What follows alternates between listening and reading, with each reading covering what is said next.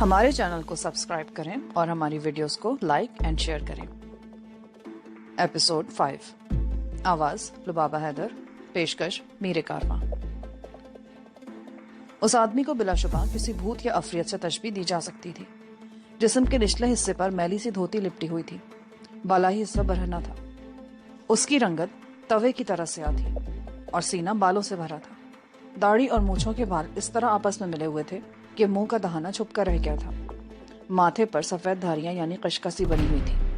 اس کے قریب ہی ایک ترشول بھی پڑا تھا۔ گلے میں کپڑوں کے ایک تھیلے کا اسٹرپ بھی نظر آ رہا تھا اور تھیلا شاید اس کے نیچے دبا ہوا تھا۔ کیا ہوا؟ کون ہے یہ؟ میں حیرت سے اس شخص کی طرف دیکھ رہا تھا۔ جانکی نے لپک کر ببلی کو گود میں اٹھا لیا اور اسے چپ کرانے کی کوشش کرنے لگی۔ میں نے ناہید کو دونوں باہوں سے پکڑ لیا اور پھر اس کی شرٹ پر خون کے دھبے دیکھ کر میں اچھل پڑا۔ یہ کیا؟ یہ خون؟ یہ ایک الگ معاملہ ہے، پہلے اس کو دیکھو، پتہ نہیں کون ہے یہ۔ لیکن یہ وحشی آیا کہاں سے ناہید؟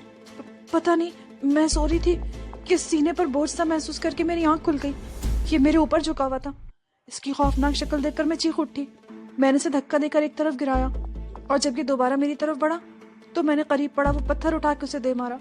یہ چوٹ کھا کے گر پڑا۔ میں نے ادھر ادھر دیکھا تو تم دونوں غائب تھے۔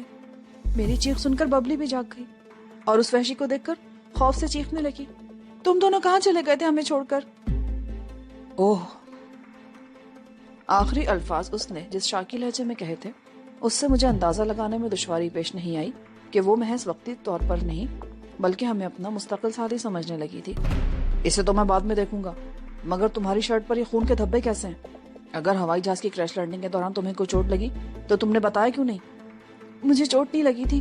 جب وہ ڈاکو مجھے اٹھا کر لے جا رہا تھا تو میں نے اس کے بازو پر دانتوں سے کاٹا تھا، جس کا بدلہ لینے کے لیے اس خوخار بھیڑیے نے اس طرح دانت گاڑ دیے میرے اوپر کہ میں رات بھر تکلیف میں مبتلا رہی۔ پیدل چلتے ہوئے بھی اور تکلیف ہو رہی تھی۔ اس وقت بھی میں بہت اذیت محسوس کر رہی ہوں۔ جانکی، تم ناہید کو لے کر باہر جاؤ، دیکھو زخم زیادہ خطرناک تو نہیں۔ میں اس وحشی کو دیکھتا ہوں۔ جانکی ناہید اور ببلی کو لے کر مندر سے باہر چلی گئی۔ میں اس شخص کی طرف متوجہ ہوا۔ وہ ابھی تک بے ہوش اور بے حس و حرکت پڑا تھا۔ اس شخص کو دیکھ کر میرے ذہن میں اچانک ہی ایک اور خیال ابھرا۔ اس کڑوے پانی کی جھیل کے آس پاس تو کسی قسم کی زندگی کے آثار نہیں تھے، البتہ نوا میں کوئی بستی ضرور موجود ہوگی اور اس شخص کا تعلق بھی یقیناً اسی بستی سے ہوگا۔ اور پھر اچانک میں چونک گیا۔ مجھے یوں لگا جیسے اس شخص نے ایک آنکھ میں ذرا سی جھری پیدا کر کے میری طرف دیکھا ہو۔ یہ میرا وہمہ بھی ہو سکتا تھا۔ میں نے اس کے پیر پر ہلکی سی ٹھوکر ماری۔ اگر تم ہوش میں آ چکے ہو تو شرافت سے اٹھ جاؤ، ورنہ میں تمہیں اپنے طریقے سے ہوش میں لانے کی کوشش کروں گا۔ میں نے اس کے پیر پر ایک اور ہلکی سی ٹھوکر مارتے ہوئے کہا۔ اس آدمی نے پٹ سے آنکھیں کھول دی۔ چند لمحے تک وہ میری طرف دیکھتا رہا، پھر حیرت انگیز پھرتی کا مظاہرہ کرتے ہوئے اس نے نہ صرف قریب پڑا، ترشول اٹھا لیا، بلکہ مجھ پر حملہ آور ہونے کی بھی کوشش کی۔ مجھے اس وحشی سے اقدام کی توقع نہیں تھی، لیکن بہرحال میں غافل بھی نہیں تھا۔ اس نے ترشول سے میرے پیٹ پر وار کرنے کی کوشش کی۔ میں برقی سریعت سے ایک طرف ہٹ اور ترشول کو پنجے کے پیچھے ڈنڈے سے پکڑ لیا۔ ترشول کا ڈنڈا تقریباً 4 فٹ لمبا تھا، دوسرا سرا اس وحشی کے ہاتھ میں تھا۔ میں ترشول کو اپنی طرف کھینچ رہا تھا۔ وہ شخص بڑی تیزی سے اٹھ کھڑا ہوا، لیکن ترشول کا ڈنڈا اس نے ہاتھ سے نہیں چھوڑا۔ میں نے اسے اپنی طرف کھینچنے لگا اور پھر اس نے وہی حربہ استعمال کیا جو ایسے موقع پر کیا جانا چاہیے تھا۔ اس نے اچانک ہی ڈنڈا چھوڑ دیا۔ میں اپنا توازن برقرار نہ رکھ سکا اور لڑکھڑاتا ہوا پشت کے بل گرا۔ اس سے پہلے کہ میں سنبھلنے کی کوشش کرتا، اس نے میرے اوپر چھلانگ لگا دی۔ مجھے یوں لگا جیسے کوئی وزنی چٹان میرے اوپر آ گری ہو۔ میں اس کے بوجھ تلے دب گیا۔ وہ دونوں ہاتھوں سے میرا گلا دبانے کی کوشش کر رہا تھا۔ میں نے اس کی کلائیوں پر ہاتھ جما دیے اور اس کے پنجوں کو اپنے گلے سے دور رکھنے کی کوشش کرنے لگا۔ اس کے ناخن بھیڑیے کے پنجوں کی طرح نوکیلے تھے۔ اگر وہ میرے گلے تک پہنچ جاتے تو یقیناً میرا نرخرا ادھیڑ کے رکھ دیتے۔ میں آہستہ آہستہ اپنی ٹانگوں کو دوہرا کرنے لگا اور پھر پیر اس کے پیٹ پر جما کر اسے پوری قوت سے اچھال دیا۔ وہ میرے اوپر سے ہوتا ہوا پشت کے بل پیچھے گرا۔ میں بڑی پھرتی سے اٹھ کھڑا ہوا۔ اس نے بھی اٹھنے میں دیر نہیں لگائی۔ وہ دونوں پنجے پھیلا کر کسی بھیڑیے ہی کی طرح غراتا ہوا میری طرف بڑھا۔ اس کی آنکھیں اس قدر سرخ تھی جیسے خون ٹپک رہا ہو۔ وہ مجھے گرفت میں لینے کے لیے لپکا، مگر میں بڑی پھرتی سے ایک طرف ہٹ گیا۔ وہ اپنی جھونک میں آگے نکل گیا۔ میں نے پیچھے سے اس کے کولے پر ایک زوردار کک رسید کی۔ وہ لڑکھڑاتا ہوا سامنے والی دیوار سے ٹکرایا۔ اس کی پیشانی پر پہلے سے ہی چوٹ لگی تھی۔ دیوار سے سر ٹکرانے سے ایک اور چوٹ لگی تو وہ بلبلا اٹھا، لیکن دوسرے ہی لمحے وہ پلٹ پڑا۔ اس میں کوئی شبہ نہیں تھا کہ وہ سانڈ کی طرح طاقتور تھا۔ اس پر قابو پا لینا کوئی آسان کام نہیں تھا۔ وہ بھنکارتا ہوا آگے بڑھا تو میں طاقتور اسپرنگ کی طرح اپنی جگہ سے اچھلا۔ میری فلائنگ کک اس کے سینے پر لگی تو وہ بلبلا اٹھا۔ میرا خیال تھا کہ وہ ڈھیر ہو جائے گا، لیکن وہ محض لڑکھڑا کر رہ گیا۔ دوسرے لمحے وہ پھر سنبھل کر میری طرف بڑھا، اور جیسے ہی وہ قریب پہنچا میں نے اس کے پیٹ پر اسٹریٹ کک رسید کر دی۔ وہ ذرا سا آگے جھکا تو میں نے موقع سے فائدہ اٹھاتے ہوئے سائڈ کک لگائی اور پھر سنبھلنے کا موقع دیے بغیر اس پر ککس برساتا رہا۔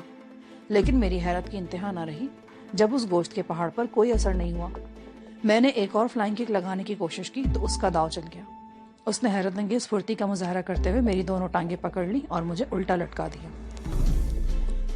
میرا سر اس کے پیروں سے چند انچ اوپر تھا۔ میں نے دونوں ہاتھ اس کے ٹخنوں سے ذرا اوپر پنڈلیوں پر جما دیے اور اسے اپنی جگہ سے ہلانے کی کوشش کرنے لگا، مگر وہ اپنی جگہ پر مضبوطی سے جما ہوا تھا۔ اس نے میری ٹانگوں کو جھٹکا دے کر چھوڑ دیا۔ پہلے میرا سر زمین سے ٹکرایا اور پھر میں پورے قد کے ساتھ کسی کٹے ہوئے درخت کی طرح زمین پر گر گیا۔ پھر اس وحشی نے پیر میرے سینے پر رکھ دیا۔ وہ میرے سینے پر پیر کا بوجھ بڑھاتا جا رہا تھا۔ میری آنکھوں کے سامنے تاریکی چھانے لگی۔ اچانک مجھے یاد آ گیا کہ شاولن ٹیمپل میں جب میں نے اپنے اندر چی کی قوت پر قابو پایا تھا تو کئی من وزنی پتھر سینے پر رکھ کر ہتھوڑی سے توڑوایا تھا۔ وہ میری چیخ کی قوت تھی جس نے اس وقت نہ تو مجھے اپنے سینے پر پتھر کا بوجھ محسوس ہونے دیا تھا اور نہ ہی وزنی ہتھوڑوں کی ضرب۔ وہ سب کچھ یاد آتے ہی میں نے اس وقت بھی چیخ کی قوت سے کام لینے کا فیصلہ کیا۔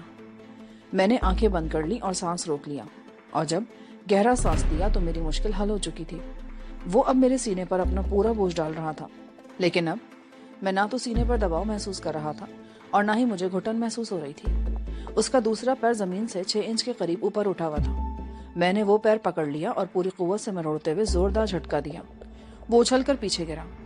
میں ایک جھٹکے سے اٹھ کھڑا ہوا۔ اس نے بھی سنبھلنے میں دیر نہیں لگائی۔ اس سے پہلے کہ میں اس پر حملہ کرتا وہ پہل کر گیا۔ اس نے بڑی پھرتی سے لپک کر مجھے اپنی گرفت میں لے کر سر سے اوپر اٹھایا اور پوری قوت سے ایک طرف اچھال دیا۔ میں دیوار سے ٹکرا کر بھت کی آواز سے نیچے گرا۔ دیوار سے ٹکرانے اور نیچے گرنے سے میرے اندر کا سارا سسٹم ہل کر رہ گیا تھا۔ دماغ میں دھماکے سے ہو رہے تھے۔ اس مرتبہ وہ میرے جسم پر تابڑ توڑ ٹھوکریں برسانے لگا۔ ایک ٹھوکر میرے سر پہ لگی۔ میں سر کو زور زور سے جھٹکتا رہا۔ میری یہ کوشش برابر ثابت ہو رہی تھی۔ میں بمشکل سنبھل پایا تھا کہ اس نے زمین پر پڑا ہوا ترشول اٹھا کر مجھ پر حملہ کر دیا۔ میں بڑی پھرتی سے ایک طرف ہٹا۔ ترشول کی اگلی تینوں نوکیں زمین میں پیوست ہو گئیں۔ ترشول زمین میں گڑا ہوا تھا۔ اس کا دستہ اب بھی اس وحشی کی گرفت میں تھا۔ میں نے دونوں ہاتھ ڈنڈے کے درمیانی حصے پر جما دیے اور پوری قوت سے اچھل کر دونوں پیروں کی بھرپور کک اس کے سینے پر رسید کر دی۔ میرا یہ وار کارگر ثابت ہوا۔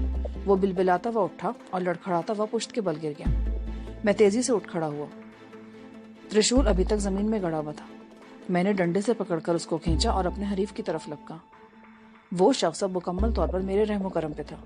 میرے ہاتھوں کا ایک مضبوط جھٹکا اس کی زندگی کا خاتمہ کر سکتا تھا۔ اس نے بھی شاید اس خوفناک صورتحال کو بھانپ لیا تھا۔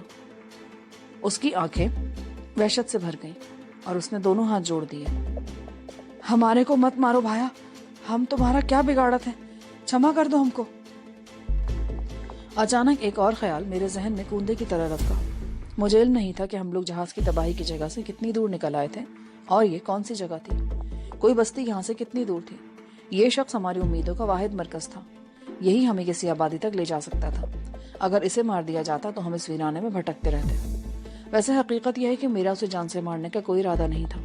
مجھے تو اس بات پر غصہ آ گیا تھا کہ پہلے اس نے سوئی ہوئی ناہید کو مال غنیمت سمجھ کر اس پر مجرمانہ حملہ کرنے کی کوشش کی تھی۔ خوش قسمتی سے اس کی آنکھ کھل گئی اور اس نے قریب پڑا ہوا پتھر اٹھا کر اس کے سر پہ دے مارا۔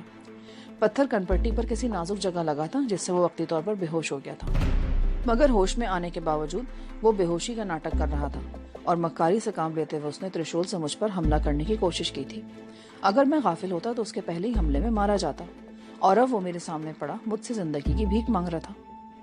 اس عورت نے کیا قصور کیا تھا کہ تم اسے مارنا چاہتے تھے؟ یا ہم اس ناری کو مارنا نہیں چاہتے، ہم تو اس کو دیکھ کر حیران ہوت تھے کہ وہ اس ویران مندر میں کہاں سے آئی رہا تھے۔ हम तो उसको देखन को झुकत गया था। राम कसम, हम उस नारी को कुछ नहीं करने वाले थे। फिर तुमने मुझ पे हमला क्यों किया था? हमका गलती हो गई, हमको क्षमा कर दो। राम भली करेगा, हम इसका प्रायश्चित करूंगा। ठीक है, लेकिन अगर तुमने को होशियारी दिखाने की कोशिश की तो जिंदा गाड़ दूंगा। मैं वचन देवत हूँ भैया, तुम महान हो। तुमने हमका जीवन दान कर दिया, एक गरीब सन्यासी का जीवन दान कर दिया। भगवान तुम्हारी रक्षा करेगा। वो राजस्थानी बोल रहा था। उसके बाज अल्फाज मेरी समझ में नहीं आ रहे थे, लेकिन मैं उसकी बातों का मफहूम बखूबी समझ रहा था। मैं उसे उठाकर मंदिर से बाहर ले आया। त्रिशूल मेरे हाथ में था, लेकिन मुझे तवक्को थी कि अब वो ऐसी कोई हरकत नहीं करेगा। एक और बात मेरे लिए हैरत का बायस थी कि हमारी उस धींगा मुश्ती और उठा पटक के बावजूद कपड़े का वो मैला सा थैला अब तक उसके गले में लटका हुआ था। बाहर धूप छांव का सा मंजर था। नाहिद और जानकी मंदिर की इमारत से 20-25 गज दूर एक जगह बैठी हुई थी। बबली भी उनके करीब मौजूद थी। वहशी को मेरे साथ देखकर नाहिद के चेहरे पर एक बार फिर खौफ के साए लहरा गए। अब इससे डरने की जरूरत नहीं है, यह हमारा मती हो चुका है। अब ये कोई हरकत नहीं करेगा। उस वहशी ने नाहिद और जानकी के सामने हाथ जोड़ दिए और माफी मांगने लगा। फिर वो बताने लगा कि ये सब कुछ गलतफहमी की वजह से हुआ। वो पिछली तरफ के रास्ते से मंदिर की इमारत में दाखिल हुआ तो एक औरत और बच्चे को जमीन पर पड़े देखकर हैरान रह गया। फिर नाहिद की कमीज पर खून के धब्बे देखकर वो समझ गया कि वो जख्मी है। वो उसे देखने के लिए उस पर झुका ही था कि नाहिद की आंख खुल गई। उसके चीखने से सन्यासी उछलकर पीछे हट गया और नाहिद ने करीब पड़ा पत्थर उसे उठा के दे मारा, जिससे वो बेहोश होकर गिर पड़ा। और बाद में जो कुछ भी हुआ वो सब गलतफहमी की बिना पर हुआ। और अब वो बारी बारी उन दोनों से माफी मांग रहा था। इस नारी के सीने पर यह जख्म कैसा है भाया? ये कैसे घायल हुई थी? मैंने उसे बताया कि जख्म कैसे लगा तो उसने फौरन ही गले में लटका हुआ थैला उतार लिया और जमीन पर आलती पालती मारकर बैठ गया। उसने थैले में से 3-4 छोटी छोटी डिबियां निकाल ली और फिर एक डिबिया मुंतखब करके मेरी तरफ देखते हुए मध्यम लहजे में कुछ कहने लगा। वो नाहिद के सीने का जख्म देखना चाहता था, मगर नाहिद इसके लिए तैयार नहीं थी। उसने डिबिया जानकी के हाथ में दी और उसे बताने लगा कि इसमें से थोड़ा सा मरहम निकालकर जख्म पर लगा दे। जानकी नाहिद को कुछ दूर ले गई और एक शिकस्ता दीवार की आड़ में बैठकर उसके जख्म पर मरहम लगाने लगी। चंद मिनट बाद वो वापस लौट आई। जानकी ने डिबिया सन्यासी को वापस लौटा दी।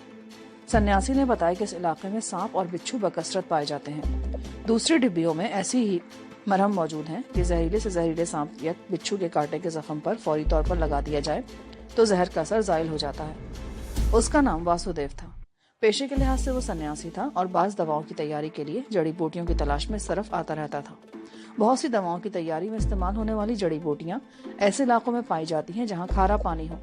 यहाँ एक ऐसी बूटी भी पाई जाती थी जिससे तैयार की जाने वाली दवा से मिर्गी का कामयाब इलाज किया जाता था। तुम आए कहाँ से हो? मेरा मतलब है कि करीब तरीन बस्ती यहाँ से कितनी दूर है?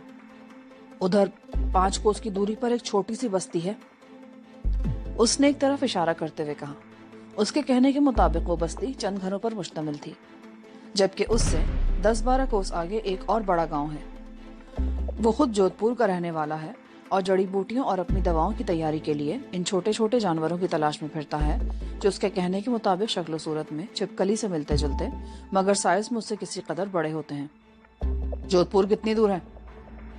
धवनपुर गांव से 6-7 घंटे का रास्ता है, वहां से बसें चलती हैं। जब हमारा जहाज एयर पॉकेट में फंसा था तो एयर होस्टेस ने ऐलान किया था कि जहाज को जोधपुर एयरपोर्ट की तरफ ले जाने की कोशिश की जाएगी, मगर ये कोशिश कामयाब नहीं हो सकी थी और रेगिस्तान में क्रैश लैंडिंग करनी पड़ी थी। तुमने या बस्ती के दूसरे लोगों ने कल शाम किसी हवाई जहाज को गिरते देखा था? नहीं भाया, मैं कल दिन में इस बस्ती में पहुंचा था। किसी जहाज को गिरते तो क्या, बस्ती के ऊपर से भी गुजरते नहीं देखा। अब तक मैंने उसे ये नहीं बताया था कि हम कौन हैं और इस वीराने में कैसे पहुंचे थे, लेकिन अब मैंने उसे सब कुछ बताने का फैसला कर लिया। वो हैरत से हमारी शक्लें देखता रहा। उसे शायद यकीन नहीं आ रहा था कि हम रात भर रेगिस्तान में पैदल चलते रहे हैं। क्या तुम हमें किसी बस्ती तक पहुंचा सकते हो? क्यों नहीं महाराज, 5 कोस को ज्यादा दूर तो नहीं है, हम 1 घंटे में पहुंच जाएंगे। तो फिर चलो, अब यहाँ बैठे बैठे वक्त ज़ाया नहीं करना चाहिए। हम झील के किनारे के साथ साथ चलते हुए दूसरी तरफ आ गए। आगे ताहद्दे निगाह हमारे सामने रेगिस्तान फैला था, कहीं कहीं कांटेदार झाड़ियां भी थी। सन्यासी वासुदेव आगे आगे चल रहा था, मैं बबली को उठाए उसके पीछे था। वासुदेव का त्रिशूल मेरे पास ही था। सन्यासी से किसी धोखे की तवक्को नहीं थी, लेकिन फिर भी मैं मोहतात था। कुछ फासला तय करने के बाद मैंने बबली को जानकी के हवाले किया और वासुदेव के साथ साथ चलता हुआ उससे बातें करने लगा। बबली के ठिनकने की आवाज सुनकर मैंने पीछे मुड़कर देखा। क्या बात है बबली, थक गई हो? हाँ, बहुत थक गई हूँ अंकल, मुझे भूख भी लग रही है। और तब यह खौफनाक इंकशाफ हुआ कि कल दोपहर से हमने कुछ नहीं खाया था। बेंगलोर से टेक ऑफ करने के बाद जहाज में मुसाफिरों को खाना सर्व किया गया था और बंबई से टेक ऑफ करने के बाद चाय सर्व की जाने वाली थी कि जहाज एयर पॉकेट में फंस गया था। वासुदेव, तुम्हारी जंजील में खाने की कोई चीज है या नहीं? मैंने उसके थैले को छूते हुए कहा। जंजील का मतलब वो समझा हो या नहीं, मगर थैले को छूने से वो मेरी बात का मतलब समझ गया। खाने की चीज? हाँ हाँ, रोटी है और अचार भी। वो रुका और थैला गले से उतार लिया। बच्चों के स्कूल लंच बॉक्स की तरह का एक पुराना सा प्लास्टिक का डब्बा था जो पुराने से शॉपिंग बैग में लिपटा हुआ था। उसने पहले शॉपिंग बैग खोला और फिर डब्बा। उसमें 2 मोटी मोटी रोटियां थीं और उस पर मिर्चों का अचार रखा था। ऊपर वाली रोटी तो अचार से आलूदा हो गई थी। मैंने नीचे वाली रोटी अलग करके बबली को दी। वो बेचारी बहुत भूखी थी, फौरन ही दांतों से निवाले तोड़कर खाने लगी। तुम खाओगे वासुदेव? नहीं भाया, अभी हमको भूख नहीं है, बस्ती जाकर खा लेंगे। तुम लोग पेट पूजा कर ले। मैं मुस्कुरा दिया। 1 रोटी और खाने वाले 3। मैंने एक निवाला तोड़कर अपने मुंह में रखा और बाकी रोटी जानकी के हाथ में दे दी। जानकी को मैं अच्छी तरह जानता था, उससे भूख जरा भी बर्दाश्त नहीं होती थी। जानकी ने रोटी को उलट पलट कर देखा, फिर बड़ी ईमानदारी से रोटी को 2 हिस्सों में तकसीम किया। एक हिस्सा नाहिद को दिया और दूसरा खुद नदीदों की तरह खाने लगी। फिर अचार की मिर्च चबाते ही वो चिल्लाने लगी, पानी पानी। बावली हो क्या? यहाँ रेगिस्तान में तुम्हें पानी कहाँ से मिलेगा? किसने कहा था मिर्च चबाने को? वासुदेव चलते चलते रुक गया। उसने मुस्कुराकर जानकी की तरफ देखा, फिर थैले में से मटियाले रंग की गोली निकालकर जानकी की तरफ बढ़ा दी। ये चूस ले सुंदरी, सारी प्यास मर जावेगी। अगर आम हालात में वासुदेव से आमना सामना होता तो जानकी उसे करीब भी ना फटकने देती। वो निहायत बदहैयत और करिया सूरत था, मगर सूरत हाल ऐसी थी कि जानकी ने ना सिर्फ उसके हाथ की दी हुई रोटी खा ली थी, बल्कि वो गोली भी उसके हाथ से झपट ली और इससे पहले कि मैं कुछ कहता उसने वो गोली मुंह में डाल ली। वो गोली वाकई हैरत अंगेज तौर पर पुरतासीर थी। मुंह में रखने के चंद ही सेकंड बाद जानकी पुरसुकून हो गई।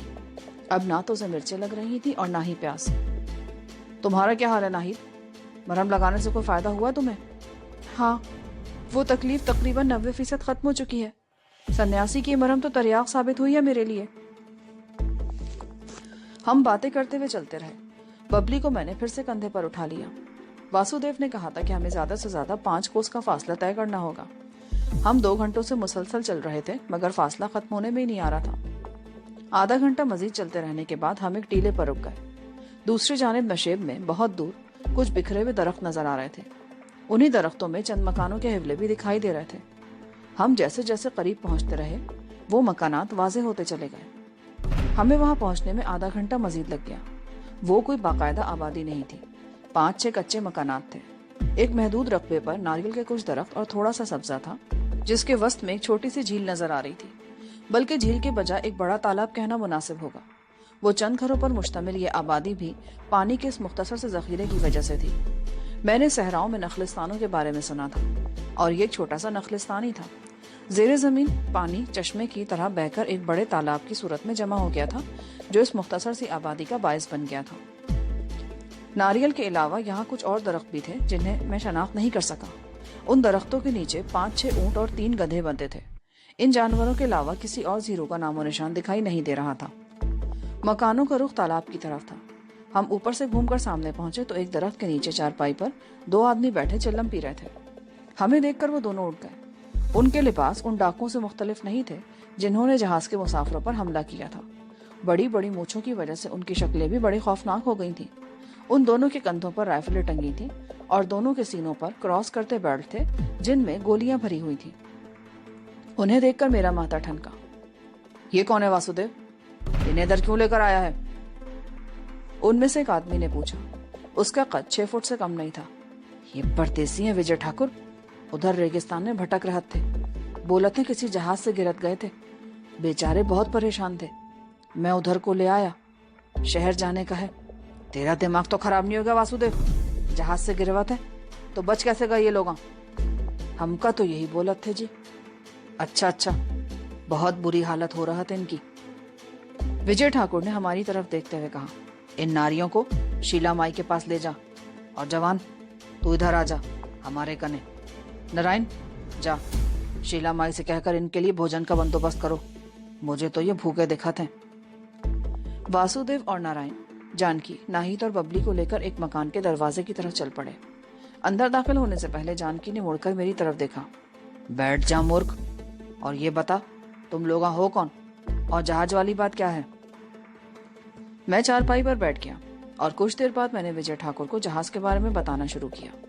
इसी दौरान उसका दूसरा साथी नारायण पानी का ग्लास ले आया। मुझे वाकई बहुत शिद्दत की प्यास लगी थी। मैंने एक ही सांस में पूरा ग्लास खाली कर दिया और एक बार फिर उन्हें अपनी दास्तान सुनाने लगा। उनके चेहरों से लगता था कि उन्हें मेरी कहानी पर बिल्कुल यकीन नहीं आया, और उसकी तस्दीक भी हो गई। मेरे खामोश होने पर विजय ने कहा, तुम्हारी बात अपने हलक से तो ना उतरे भाया, पर तुम जिन डाकुओं की बात कर रहा हो ना, वो राणा शमशेर सिंह का गिरोह है।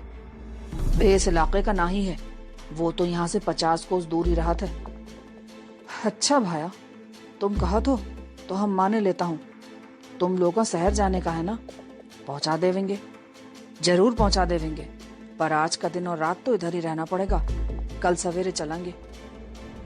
थोड़ी देर बाद ही दाएं तरफ के मकान से एक और आदमी बरामद हुआ। उसका हुलिया भी उसी से मिलता जुलता था। सर पर सिंदूरी रंग की पगड़ी थी। विजय ठाकुर तेज तेज लहजे में उससे बातें करने लगा। उनकी गुफ्तगू का एक लफ्ज भी मेरे पल्ले नहीं पड़ सका। दूसरा आदमी सर हिलाता रहा, फिर ऊंटों की तरफ चला गया।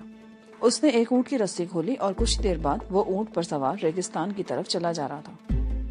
मैं पैर लटका चारपाई पर बैठा था। बेपनाह थकन की वजह से ऊँग सी तारी हो रही थी। मैं बड़ी मुश्किल से अपनी आंखें खुली रखे था। तकरीबन आधे घंटे बाद नारायण और वासुदेव भी मकान से बाहर आ गए। नारायण ने एक थाल उठा रखा था जिसमें 2 रोटियां और एक कटोरी में अचार रखा था। दूसरे कटोरे में ऊंट के खुश्क गोश्त के तले हुए कतले रखे थे। खाना खाने के बाद मेरे लिए बैठे रहना मुश्किल हो गया। मैं चारपाई पर लेट गया।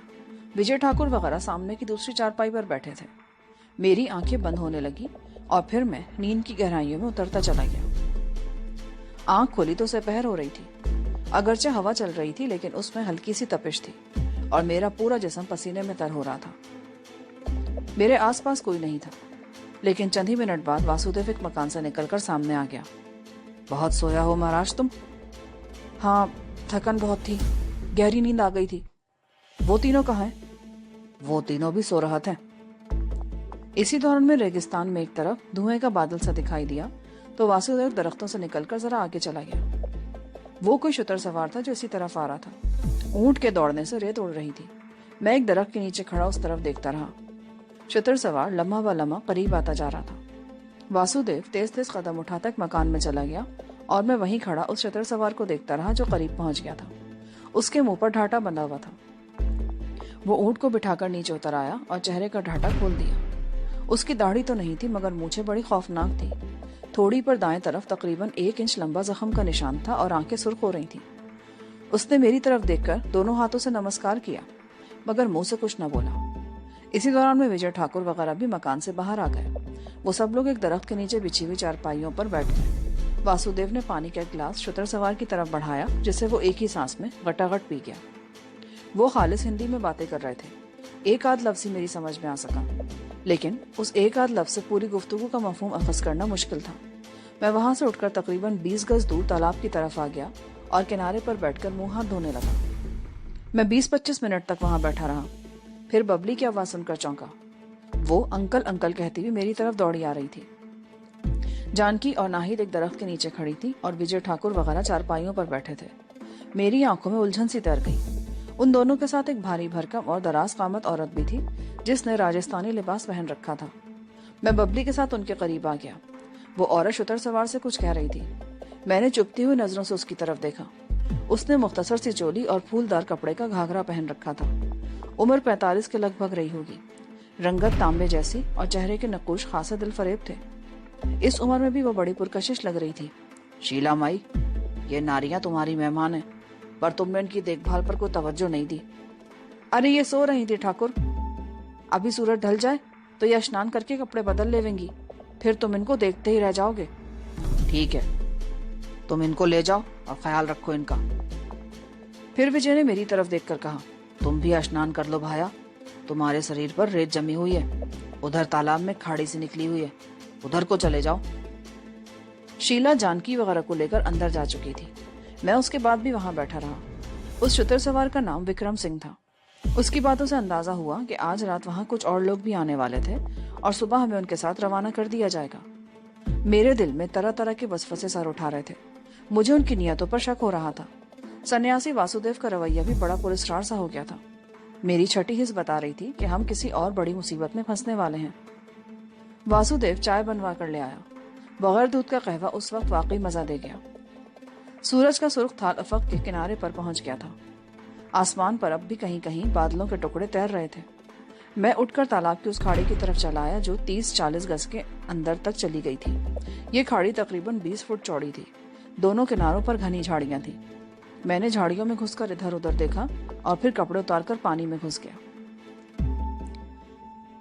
وہ کمرہ خاصا بڑا تھا. فرش پر چٹائی اور اس کے اوپر اونٹ کے بالوں کا سا گدا بچھا تھا.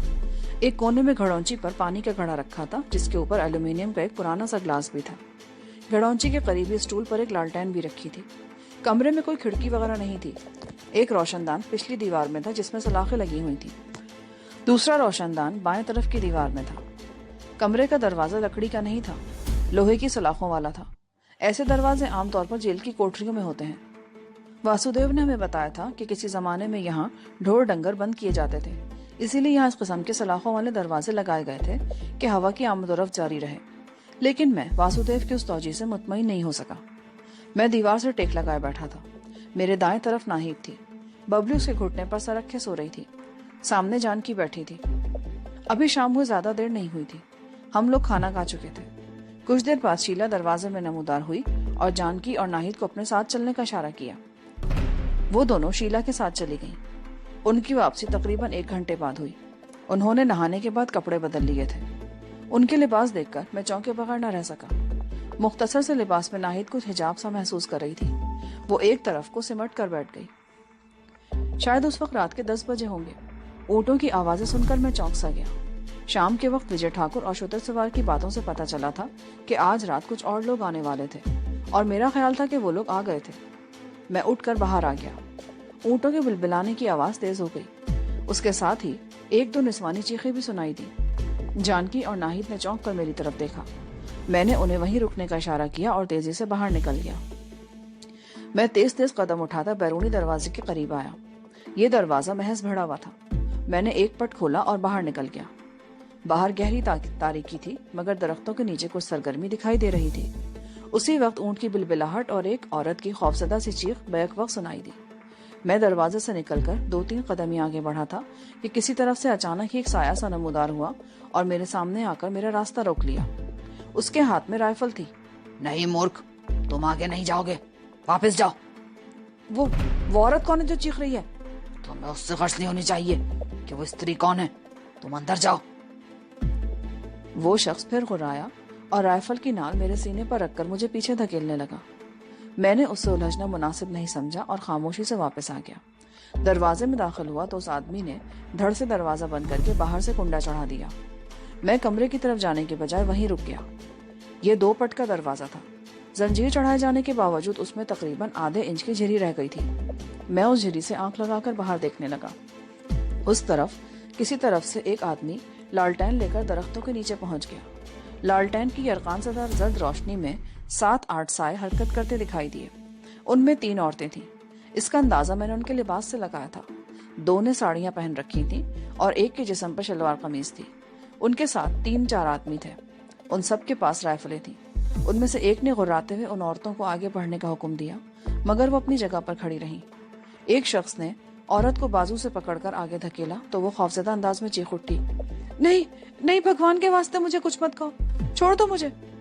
تمہیں چھوڑ بھی دیں تو اس ویرانے میں جاؤ گی کہاں؟ رات کو تو یہاں بھیڑیا جاتے ہیں, چیر پھاڑ کے رکھ دیں گے تمہیں. اندر چلو, ہم کم از کم تمہیں چیر پھاڑ کر تو نہیں کھائیں گے.